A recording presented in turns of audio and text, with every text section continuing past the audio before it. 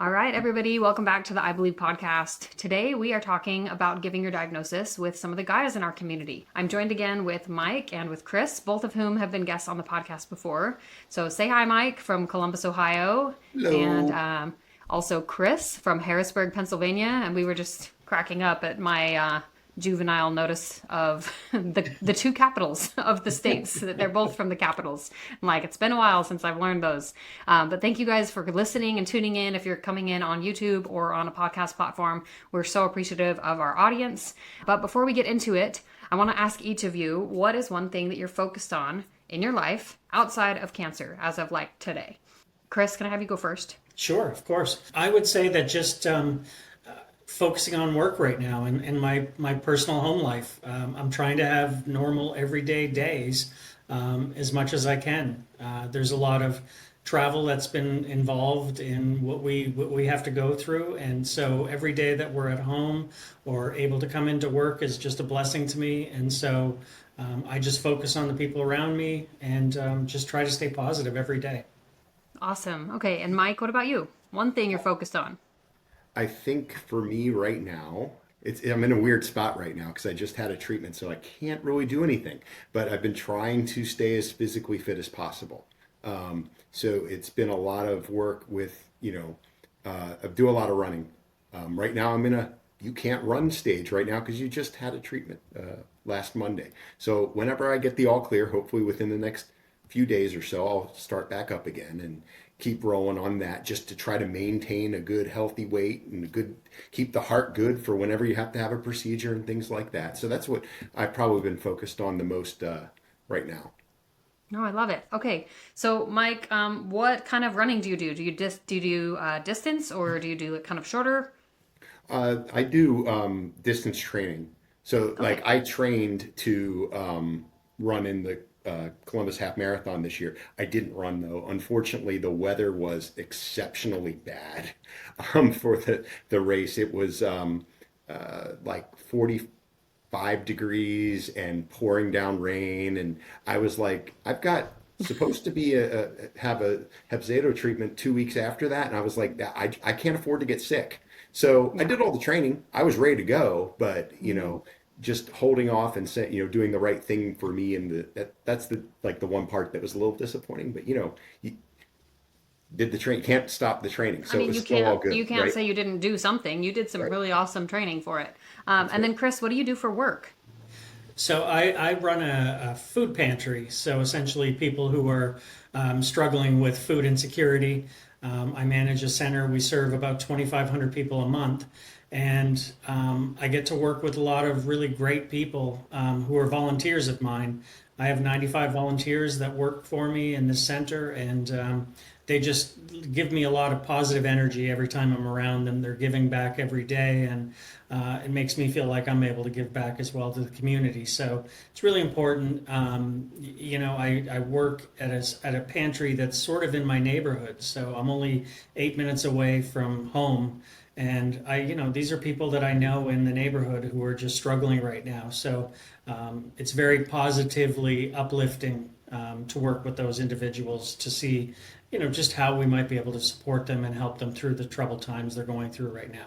I think that's so incredible. And I feel like both of you just have something that is really specifically giving you purpose and meaning Hmm. outside of cancer, right? Yeah. Even if it's somehow related to it, right? Like because Mike, you said you're training, but it's also kind of got the extra layer of the bonus that your cardiovascular health is going to be up there because you're training like for half marathons. And so obviously your cardiovascular health is going to be in good shape, which has a net benefit for treatment. But I think that it's so important to point out to those of you guys listening that we're finding things to focus on. Yes, like maybe distractions for sure, but also this is something that gives you meaning and purpose, and it doesn't have to be complicated. It doesn't have to be this grandiose thing. Yeah. Okay, so we're going to get a little bit more into that as we go, but I wanted to talk a little bit more, kind of about the diagnosis journey. So, Mike, how long has it been since you were diagnosed in your eye? Wow, it's been 8 years. Okay, and Chris, how about Has you? it been 8 years? July 24. So it's just Okay, been so a year really and a new. half. Man, Yeah. man, Chris, you're the baby. I am the baby. I hear it all the time. I've been through a That's lot okay. though in that year. So Yeah, I know it's a lot. It's for sure a lot. yeah. So Chris, I'm going to actually have you go first on this question, but what do you remember most about the day that you found out that you had ocular melanoma? I remember my biggest concern was that I might lose vision. Even though I was already blind, I couldn't see out of my right eye, but I was concerned that it might be permanent, that wasn't repairable. I didn't even know, I didn't even strike me as being a dangerous cancer. The doctor told me that there's a lesion in my eye, and when I talked to Shields about 3 weeks later, I understood a little bit more about it and how serious it was. But initial diagnosis was, am I going to lose my eye or not? And I'll deal with it if I lose my eye. I didn't realize it was a lifetime journey that we have to go through. Yeah, absolutely. Mike, I know it's been a little while for you, but what do you remember about the first day that you found out? And if you would rather, we can actually focus on the first day you found out about metastatic disease, if that's a little easier. What's interesting is like I remember I remember the first one a bit more. Okay.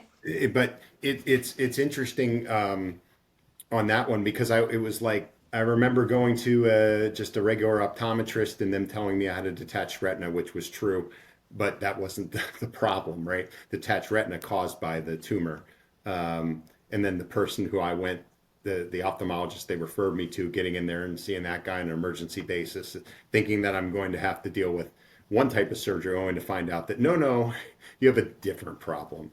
That's the big one I remember, just how quickly it went from one problem to a different, more serious problem. You need to go see this doctor to get it confirmed, and that happened 2 days later, and everything was confirmed.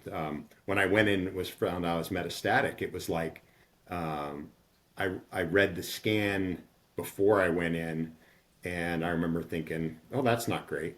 Let's see how is this what I think it is?" And they came in and told me, "Yeah, it's exactly what it is."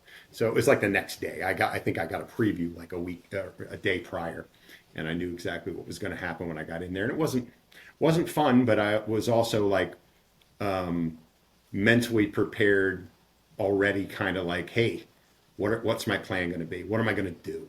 And we were already like using the resources that are available online from groups like Cure Insight and other places out there to figure out, hey, where can I go? What can I do? Which was useful versus like, we have to advocate for ourselves a lot. So I remember that. Like, it was like one of the first times I was really like, hey, it's time to advocate again, which, I did earlier on, but this was like the first time I was really like getting to use those muscles, I suppose. Yeah, absolutely. I think you make a really good point kind of between the two of your stories is that, like, Chris, you expressed that the primary diagnosis, I mean, you're just kind of thrust into this. Like, it just, you go to an eye visit and then, like, all of a sudden you're being given a cancer diagnosis. Yeah. And then the dust settles, so to speak, and you learn more over time from your doctor or from being referred to a medical oncologist, whatever the journey might look like for you. Maybe you have some period of stability like Mike did where there's nothing really going on, but you're just continuing monitoring. And then if the metastatic bomb kind of lands in your lap, hopefully you've had a little bit of time to garner some knowledge and to learn from your doctor or learn from other patients. And it doesn't, like Mike said, it doesn't make it more fun. It's never fun, but it doesn't make it easier so much as it just makes it something that you're maybe a little better equipped for. It's not so much of a surprise. Because you've been warned, right? Like versus with ocular melanoma, the first time you get the eye diagnosis, like nobody warns you, like, hey, you might be able to get cancer in your eye, just a heads up. Yeah, Like, nobody tells you that when you walk into the eye doctor's office. Like, that's not what's on anybody's mind. That's like, I need glasses. Help make sure that I can see. That's it. I was going in for cataract surgery when they diagnosed me because I couldn't see out of my right eye, and they said I had a very dense cataract. So that's how that came about, was the ophthalmologist was the one who identified it, not my optometrist. My optometrist said, you have a cataract, so let's get you scheduled for an ophthalmologist to have the cataract removed. And that's when we discovered that it was a very large tumor that was causing the cataract. So, Man, that's crazy. Yeah. Like, that's absolutely crazy. Okay, well, we talked a little about kind of this initial diagnosis, but like we said, the dust settles eventually, whether it's with metastatic disease or with your primary eye diagnosis. And so, for those of our listeners who are maybe in the beginning of one of those phases, when the dust settled for you, what helped you to start moving forward? Good question. I feel like, so how do I want to phrase this? I have a strong personality-wise, I have a bias towards action. So I'm not a big waiter. Like I was in the midst of like the dust never really settled because I was always like trying to figure out, okay, what's going on here? So like I remember when I was first diagnosed, I posted something on Facebook and got reached out to somebody from my past who was like, hey, you remember my father had this, and I'm like, how the heck do you, does this happen, right? Like I just random connection from my past, and he's like, you need to go see Shields, and I was like, cool. I was already planning on asking because I have family in Philadelphia. Maybe I should just go there. He's like, you need to go there and get it done. He's like, my father's been alive for 15 years since diagnosis, is still swimming in the Pacific or something. And I was like, okay, cool. So there was some stuff there because there was some hope because I had obviously done all the reading that you did when you start. And you're like, this is not great, not feeling so positive right now. And you're in that, fight or flight panic mode. Happened to have that connection. And it was like a little bit soothing where I was like, okay, I'm going to go talk to my doctor. We're going to talk about what's going on here locally. I'm going to ask her to see if she can put in a feeler for me down in Philly, see if they can see me sooner. Because Dr. Sabula at Ohio State, she's great, but she was like, it'll take, 4 to 6 weeks to get the plaque ready and do all this and be with a biased to action. I'm like, that sounds like torture. So I was like, what can I do to accelerate things? And I still remember being in Home Depot. I was just at that Home Depot today, down there at Home Depot, and I got a call from Dr. Sabula at 5 o'clock on Saturday saying, be in Philly on Monday. You have an appointment, right? So it was like she made the call. We got the appointment. I was on a plane on Sunday going back out there to, get started with the process. And that to me was that bias towards action was like really, really what helped me get through like past any dust settling. It was more like, yeah, the dust is behind me to keep the metaphor and phrase. Like that dust is going to be my feet moving towards the next piece. Did a similar type of thing with metastatic, where when I found out about that, I was like talking to a friend who actually knows the folks at the Philly clinic. She works in the same hospital, who said, you let me know if you need me to, put in a call. And 24 hours later, I said, hey, make that call for me. So she did. And then I was out there doing a treatment because Hepzato was in the state of not being approved yet. It was like approved, but you couldn't get it anywhere. So they had something I could do. So I went and did that versus immediately starting a, Chemtrack, which I was luckily eligible for. But that I was like, what can I do? I'm going to go do something. So that's like, to me, the dust is always back there somewhere to keep it from settling. And I just want to keep going ahead of it. Yeah. So. No, I think that's a really good point. Chris, what about you? So after the initial diagnosis, I was sent to Shields as well down at Wills Eye Hospital. And they determined that it was a large tumor, and I was given 2 options at the time. A nucleation, where they were scheduling me for that Thursday to remove my eye, or I could start the Darrow study as long as I could pass through all the qualifications to get qualified for it. It was an easy decision for me. I wanted to try to keep my eye if I could. I had good information from the doctors.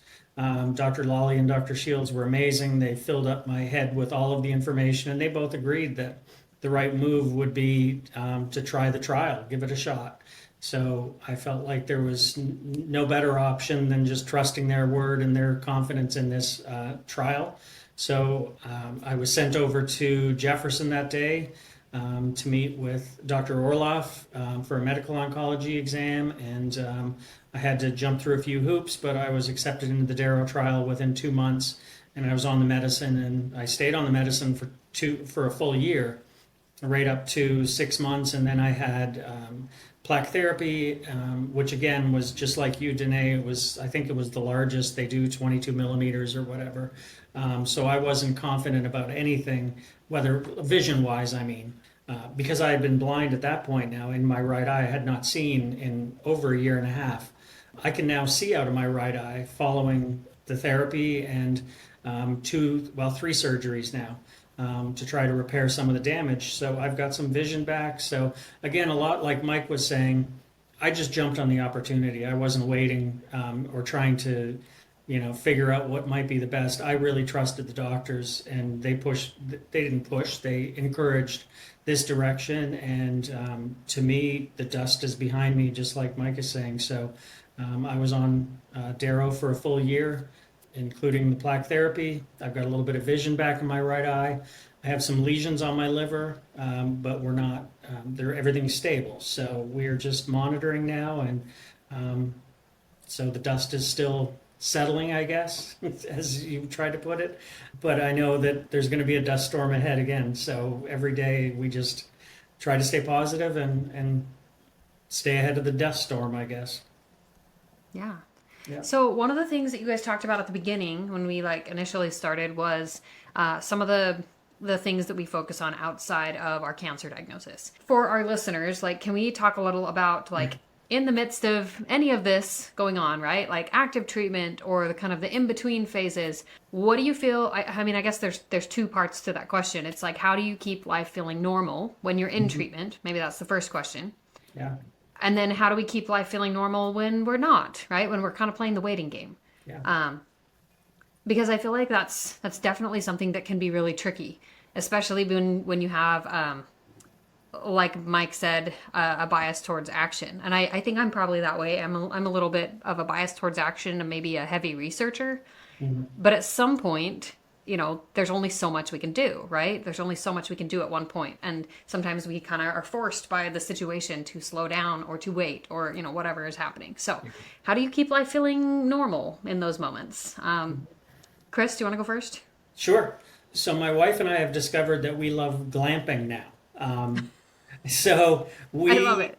We have, when initial diagnosis was July, in September we decided that we would love to try glamping for something different. So we went away, just the two of us and a dog, and we rented, I don't even know what you call it, a glamp tent site. That was wonderful on a farm range with plenty of space, and we learned that we just loved being able to go instead of the whole build up to going camping where you have to prepare so much. Yes. We knew we didn't have the energy to be able to do all that, but so glamping gave us an opportunity to enjoy just being outside again, just as a couple, doing things that we'd never done before. And so we've been glamping now. We've rented a house on a lake. So we're learning to try to spend weekends because unfortunately, with all of the treatments, a lot of this does take up time from PTO, from work and things like that. So we can get away for a weekend. And so we try to stay on top of each other about, hey, let's do something for ourselves just to get away and forget about the travel to Philadelphia and the Doubletree Hotel all the time. Because sure, I'm building some great Hilton Honors points, but it's nice to do something for ourselves once in a while. I'm tired of staying in hotels. So we try to do things that are just outside of what feels like a treatment, which means, in my mind, anytime I stay in a hotel now feels like it's work-related or treatment-related. So anything that's not a hotel is wonderful. I love it. Yeah. Mike, what about you? Well, it's interesting. I'm in a situation in my life where both of my children are only around in the summers right now because they're away at college. So it provides some unique opportunities I didn't have before around travel. So my wife and I have looked at travel as best I can. When I was on ChemTrack, it was a little interesting because you had to line things up so that you could make sure you didn't skip too much time. So everything was I can get a treatment done this day, and then I can get on a plane in the afternoon. And how terrible is that going to feel when I'm itching, or do we have to wait a day? And we figured all that stuff out, but definitely took some trips on that. Otherwise, it's like how do you keep those hobbies going on? So whatever hobby it is that you have, there's certain hobbies I can't do anymore, or I don't enjoy them as I once did. Very difficult to play golf these days with one eye. It just isn't the same. So I don't play that as much as I used to. So that's the clubs are kind of in the closet. But I will I will stay as positive I can. I'll watch my two professional teams here in Columbus Blue Jackets and the crew. I'll watch them. I'll pay too much attention to them. Actually, the funny thing is that when I first was metastatic cancer, the crew was in the middle of a big playoff run. They ended up being champions that year. And one of the things I'll bring up that I keep with me, because and I found out it's an old quote, but said a couple different ways. But I keep it with me because I use it every time I think that like things aren't going so well. But after they were victorious, they were interviewing the coach Wilfried Nancy, who's a Frenchman, and he said at the time, like, how did you do it? He said, impossible is an opinion.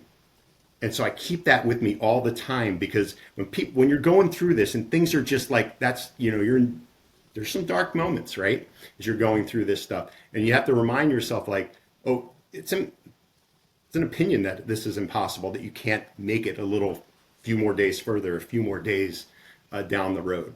So I keep that with me as I go along. It's just, it just sparked that memory when you were talking about like, what do you do to keep things normal? And that was like, I was in the middle of flying out to Philly. I went to the championship game. It was on a Sunday. I was on a plane Monday morning to go get a chemoembolization.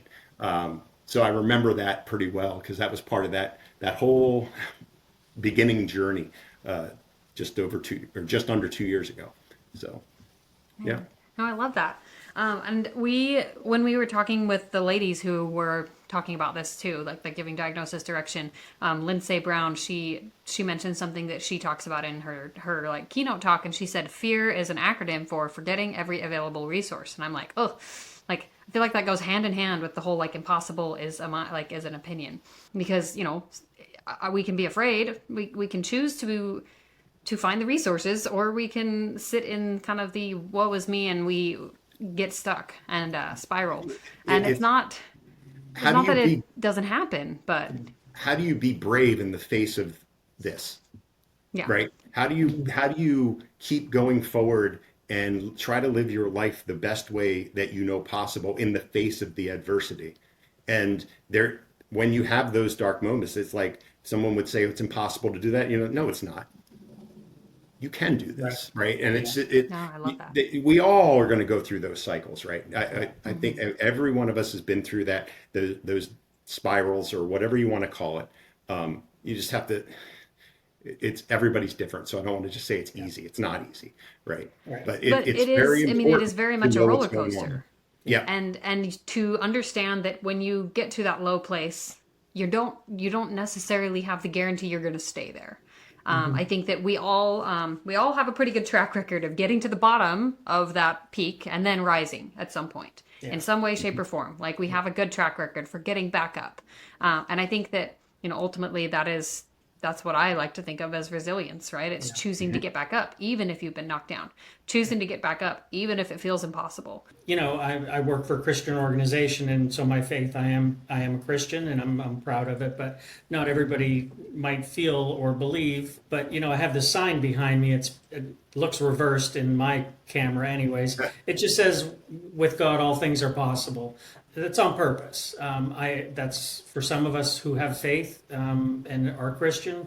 We do put a lot of faith and prayer and support from others who are believers who are praying for us. So we do believe that with God all things are possible. So bad news doesn't have to be bad news. There might be a purpose behind some bad news that might make us a better person, or it might open a new door for us that, a better relationship with your family. You care more, you're around more, you think more about being, I guess, just intentional in everything you're doing. So those are kind of the things as a Christian that I keep my faith in. That Castle Biosciences is a proud sponsor of this I Believe podcast. Castle's innovative uveal melanoma tests provide valuable information about the risk of your eye cancer spreading to help you and your healthcare team individualize the management of your disease. To learn more, visit castlebiosciences.com. Well, I love that you guys have kind of morphed into this part of the conversation, because this is exactly what we were going to talk about next, that I kind of feel like we already covered it, but you guys talked a lot about, yes, like things that help keep life feeling normal, but also specific ways that help you stay grounded and positive, and also like some of the things that have changed for you in a positive way. So, with that kind of in mind, are there any other things that you'd like to share around, having this diagnosis and what it's changed for you, or kind of forced you to focus on, that maybe you could spin it as like, okay, like that's actually kind of a good thing, right? What's interesting on that, and I haven't really talked about my work, but where I work, I basically have some folks who work alongside me, and our job is to help people produce better software. And I'm at the point in my career where it's like I'm not doing the work as much anymore. A bunch of people are like learning how to do it well. And what I realized was like my personality is like kind of I want to tinker and do it myself and that type of thing. I spin the negative into a positive. The negative is I know my time's limited, right? So my positive on spinning on that is like, how do I make more of me? How do I make more people who can do the things that I do, which is actually the right thing to do for me in my position, but it doesn't come naturally all the time. So it's a little weird, but it's helped me in that respect. It's one of the unusual things that's helped me is it's like, hey, how do I make sure that this person I'm working with can do what I'm doing right now? How do I make sure the next person can do what I'm doing right now? Yeah. So that's very useful. It's like in a small useful way for me mentally. Yeah, like it's like in a small way building your legacy, right? Like in that little focus of your life, it's that pocket. You're building your legacy here, Chris. Like with your job and with what you do in the community that you serve, like you're building an impact, right? Over time, like you're just gradually expanding your reach and expanding kind of the ripple effect that you as a person have on the world around you. And I think that's maybe something that happens for each of us, is that we realize with this cancer diagnosis that ultimately we are making some kind of a difference in the world, and that difference matters, right? And then we kind of have this desire to want to do more of it. So we ultimately, I think that as patients, we can find ways to stay grounded and stay positive, but also like these things are things that help to keep us present with our everyday life. And like Chris, community service, and Mike, like focusing on training or on the ways that you're going to leave a legacy. Like those are things that help kind of increase the way that we want to stay present in our life. And I think, cancer kind of forces you to confront that, right? To just not passively let life pass you by. Like we have to really be a little more intentional, because like Mike said, you realize, oh, wow, like time is limited. Like maybe we're going to beat all the statistics, right? Maybe time won't be limited because of cancer, but like maybe it does really force you to confront the idea of mortality. And the best thing that can come of that is not the fear, right? It's the presence, and it's the ability and the ways that you can make a difference. So when things get really hard for you, what's one thing that keeps you going? And you guys may feel free to like kind of tag on something that you've said before, but like, I mean, when you get bad news, or when you get difficult, I don't even want to say bad, when you get difficult news, what keeps you going? It sounds silly, but it's the small things. I've learned, I've always enjoyed cutting grass, but I really love putting on headphones and cutting grass.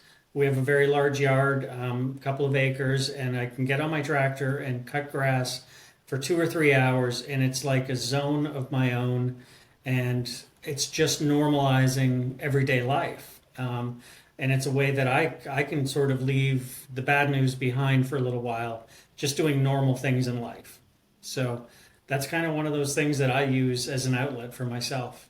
I also love mowing grass, but I think of it differently. It's a routine, like meditation type state you can get yourself into. So whether you like go through and like I think of all the things in my life that have given me this type of thing, it would be, and I apologize, my dog has decided to whine. It would be like going to church has routine and meditative properties to it. Running, when I do that, has meditative properties to it, where you get yourself into that run. People talk about a runner high and things like that, but it really you get to start focusing on something, and eventually time starts slipping before you're able to like let your mind wander in and focus on your breathing and that type of stuff. Those types of things help. They help for me anyway. Is that any of those types of things, even if it's like purposeful and I'm just hanging out at home and I'm just like a friend of mine who I've known at my job here for about 3 years now, like he was like, "You've never meditated before?" Not purposefully. So he taught me meditation techniques, and that was great. I use it all the time. Actually, when I go into any type of doctor's appointment, they need to test my blood pressure. I'm like, well, time to meditate. Let's focus on that breathing, get that number down, things like that, because it's just it's helpful. So like those types of things I find extremely useful. Anything that gets me into that like zone state. No, I think it's really interesting to hear you guys talk about each of these things because I guess what I hear is like you're finding small things that you can control, right? Right. You can control your breathing in the moment. You can control the everyday routines that you engage with. And sometimes when things feel out of control, that's what we need the most, is we just need a little bit of control, even if it's just something small. And I love what you said about meditation too, Mike, because I use meditation before and after, like, and during, any of the things that I've got going on with Hepzato. But I also have tapped into like hypnotherapy, which we've had a guest speak on the I Believe podcast, and also come to I Believe like for the seminars. And he talks a lot about like the cellular benefits and like the studies that they've done. And so I'm a big data person, so I love seeing the studies around meditation or around hypnotherapy. And I'm like, oh, this is super cool science. Super cool that they've studied things like how the cells in our bodies respond, like by tracking labs and things like that. But again, like I think it comes back to some sense of control when things feel out of control.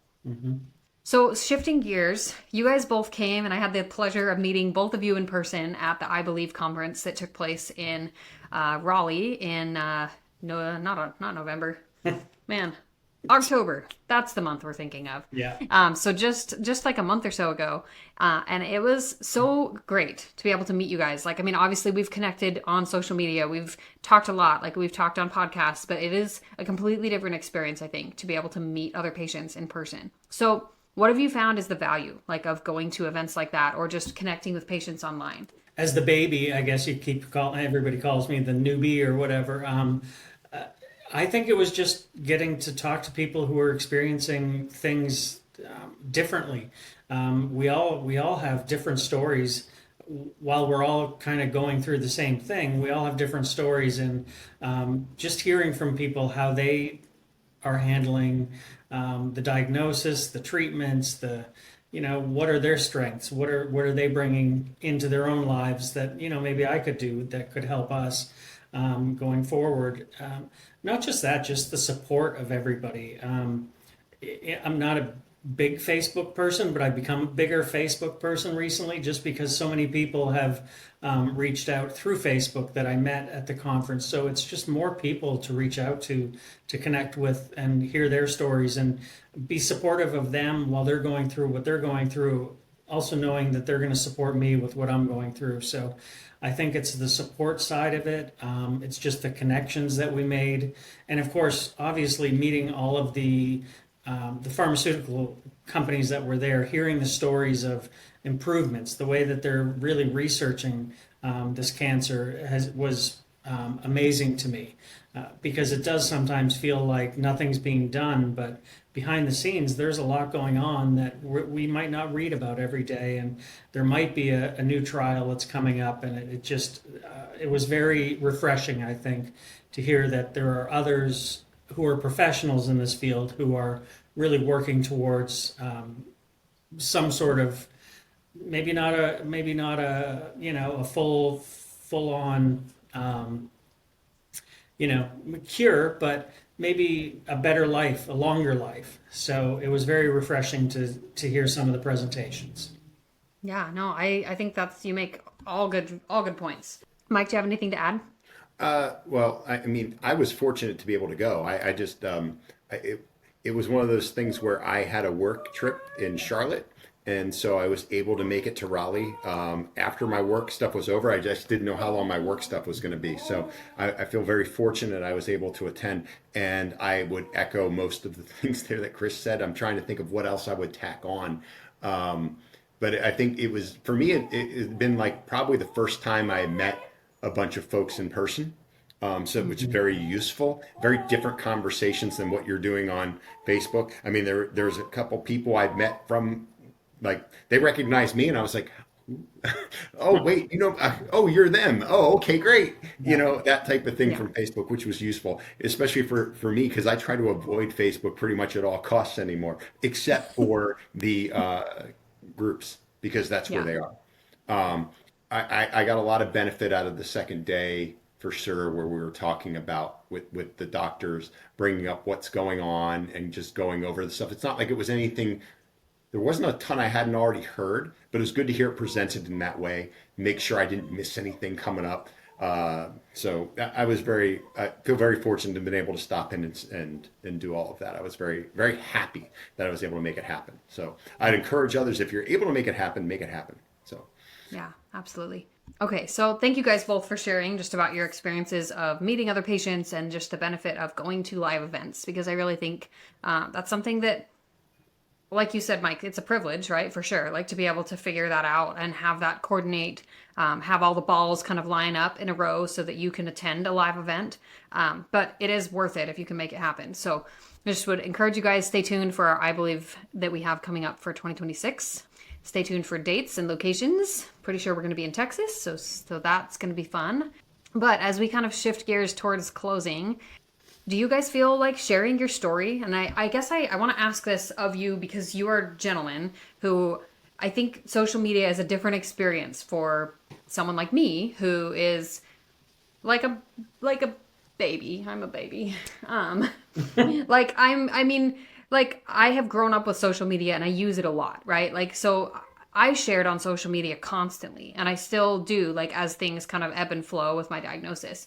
Have you guys found value in like talking about your diagnosis throughout, whatever you have going on, or do you feel like there's kind of phases that you just kind of check out and just like, nah, like I'm not going to post anything right now. Like I don't have anything nice to say. Well, Go ahead, Chris. I'll go ahead and answer first. Danae, I've posted a couple of times things that I would never say in the ministry I work in, out of frustration on social media, to people and an audience of people that are close to me. So I find it's an outlet for me. I do share every time I'm in Philadelphia for treatments. I just say it's a beautiful sunny day in Philadelphia. Everybody knows where I am and what I'm going through. So I use it as an outlet more than anything now, and including maybe sharing some things that I would love to say out loud that I just won't say out loud, but I'll put them on social media, which is funny. But people seem to understand it more through social media, where I might say something about how angry I am about cancer. It's we're going through so much with just the treatments and the testing and the results that we get back that we don't understand. When you try to read them, it doesn't make any sense, and you have to wait another week to see your oncologist. Or I just recently had a new diagnosis of squamous cell carcinoma on my head, that's now going to be treated. But thank God, with a great oncologist in Philadelphia who is helping me find a right dermatologist in Philadelphia who can get it done much sooner than I can get it done here. So I just find I use it as a frustration outlet more than anything, I think, because it does. There's a lot of encouragement through the community that we've built, especially through a Kieran site. The people that I've met through that Facebook group have been amazing. Because they've all been there before me, most of them. I mean, I'm still the newbie. I know that, but I'm still going through what everybody else has been through. So it's great to have feedback from others. Just somebody just sharing a silly meme hug or something means a lot. So I think that's kind of where I am with that right now. No, I love that. Thank you. I was going to say, for me, I'm a longtime user of social media. I just have been trying to pare it down recently, just because it's become toxic in some respects for me. So I try to stay away from certain topics, but I do tend to post every time I'm in for a treatment recently, which gets some notice from longtime friends who know what I'm going through. But it's not so much like shouting into the void. It is basically I don't want to do that. Is I guess is the folks who understand are in the support groups, and if I feel like I want that support, I'm going to go post directly there versus just talking to the world because they don't understand, and it's okay. I've come to terms with that. It's like folks do not understand what this is. They can't understand. It's the same things when somebody just says, "Well, you're going to lose your eyesight," right? Like that sounds terrible. And you're like, Yeah, "That's not like even that's the all they want problem." to ask you about. Sorry, Yeah. sorry, kiddo. That's not even the problem, right? Yeah. They can't understand it, and that's okay. But like I do have fun things. Like there are some folks I know that they do a comedy podcast based on the soccer team I mentioned earlier, and those guys know I'm going through stuff, and they jokingly said Mike's got to lie on his back for like 3 hours or some crazy stuff that I posted in one of their threads, and they were like joking about it, said we got to get to 3.5 hours tonight so he has something to listen to. So like things like that make me laugh. They bring me some spirit. So like there are people who know stuff, but they don't. It's just a little vents here and there. Let people know that you're out there and you're going through some stuff. Whatever it takes for you is really the important bit. But like I said, for me, when I'm in that spot where I'm really needing the support, I'm going to go to that's when I'll be posting to the Facebook groups then. So, and talk to the patients because they're the ones that truly understand what's going on. Nobody else does. Yeah. No, you make some really good points, both of you. So for our listeners, if anybody who is listening just got this diagnosis like today, let's just say they happened to find this podcast. What is something that you would want to tell someone who just got a diagnosis of ocular melanoma right now? Find a really good ocular oncologist. There's several of them throughout the country. Make sure that you're dealing with somebody who really understands what this is, who treats it regularly. There's centers across the country, but I wouldn't say don't go to a regular oncologist, but make sure that you're communicating with the ocular oncologist first to plan a treatment and be open to their suggestions of opportunities for trials, because you might miss an opportunity. I've added, as far as I'm concerned, the Darrow study that I was on has added a year onto my life because it protected me for an entire year. It shrank the tumor in my eye. It protected my vision. I've got some vision back. So listen to the oncologists who are specialists in this and consider the trials they might be talking about. That would be my biggest recommendation. I would double down on that. You definitely get a team built. Obviously, the big cancer centers, the 30 big ones around the country, are more likely to have somebody who understands what this is. But that's not necessarily 100% true, right? When you look at some of the specialists out there, they are not at the big centers. But you've got to build a team of an ocular oncologist and then an oncologist who either is a specialist in this or knows who the specialists are and is not afraid to talk to them. I think that's the situation I'm in right now. I have this ocular oncologist who, at this point, for where my journey is, I'm going to see her, I think, in a couple of weeks, but that's not the most important person of my team anymore. But the oncologist I have does, collaborate with the other specialists that are out there in his field. His main field is he's big into TIL, right? He's big into TIL for skin melanoma. That's his big major focus of study, and he knows that he doesn't have the knowledge on this particular type of cancer. So what does he do? He talks to the experts. He's out there talking to the doctors that Chris has, to say like, hey, I'm thinking of this, and this. What do you think? Like, you have to have a team that's willing to do that type of work, even if they're not a specialist in this thing, because there aren't that many people who specialize in ocular melanoma specifically. So you have to have somebody who's humble enough to know, I'm not a specialist in this, and I'm going to go talk to people who are, and then get the best treatment plan for my patients. Mm-hmm. I love that. Guys, if you're listening, take notes. These are good points.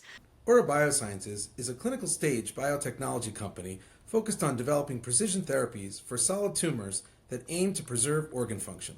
Our lead candidate, Belsar, is currently in late-stage development for primary choroidal melanoma and in early stage development in other ocular oncology indications and bladder cancer.